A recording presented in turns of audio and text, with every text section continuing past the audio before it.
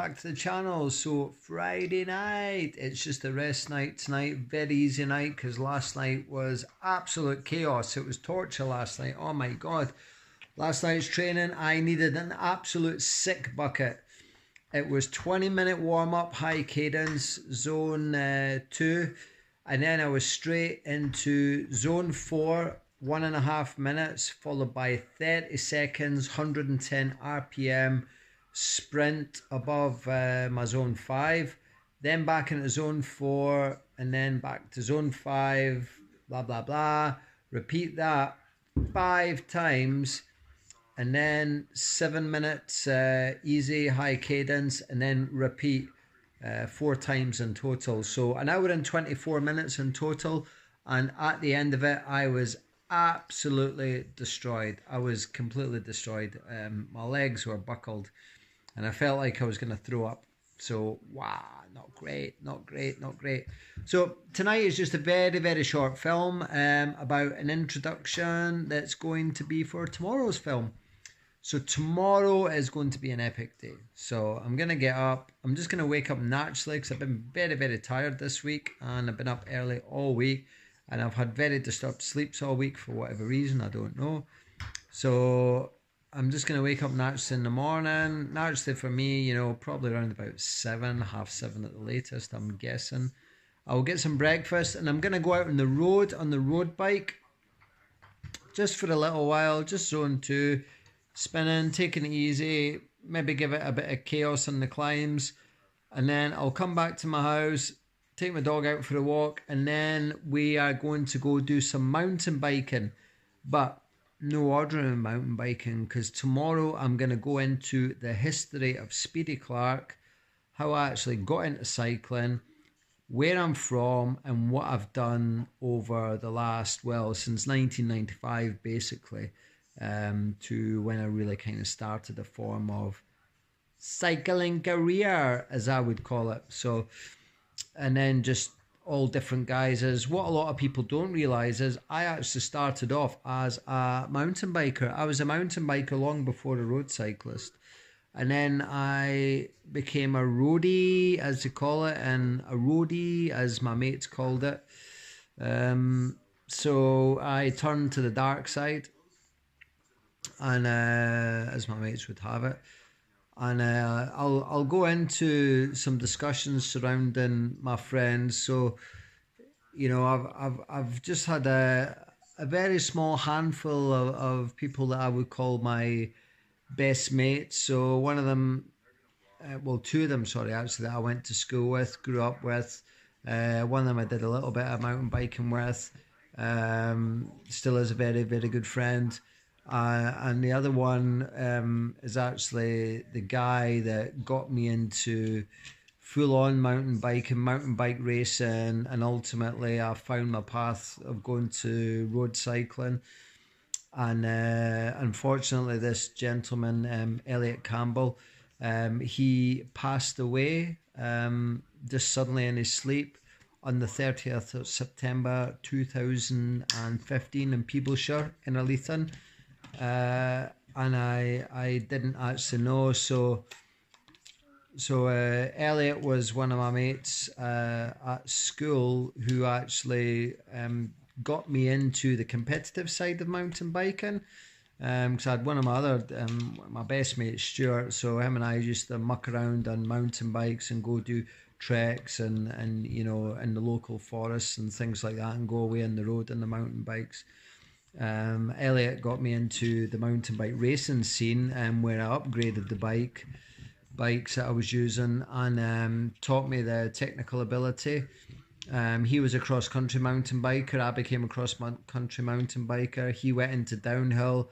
I tried a bit of downhill and caused a lot of damage, shall we say, but we'll go into that in more detail in tomorrow's film.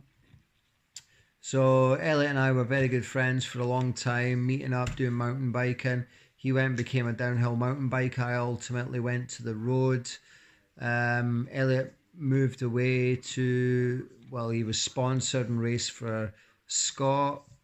Don't quote me on it, but I think Cannondale, but I know definitely Scott anyway. and he was like Scottish champion downhill mountain biking.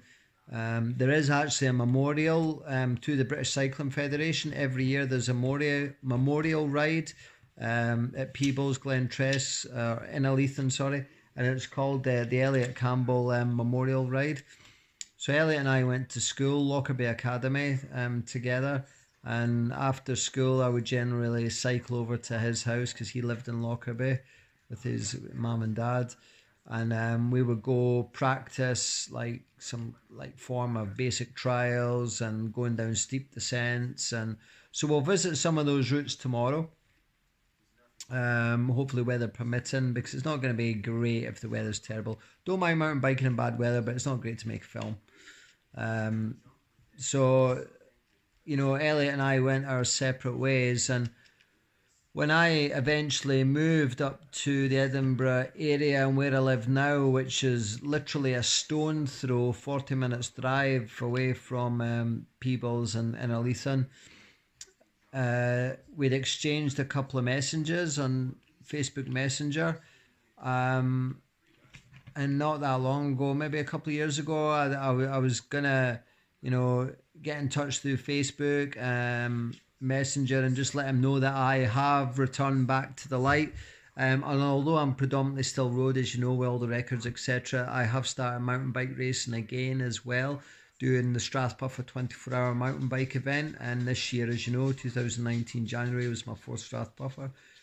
However, when I went to get in contact with Elliot, I found out that he'd passed away, which was absolutely, you know, devastating news and shattering, and I couldn't believe it, because we'd exchange messages on Messenger, and there's that thing where, you know, the time just goes past with family and work and everything that you're doing. And I got back in touch again, you know, I saw that it was actually on his Facebook profile, and then I found out that he'd just passed away 30 September 2015 in his sleep.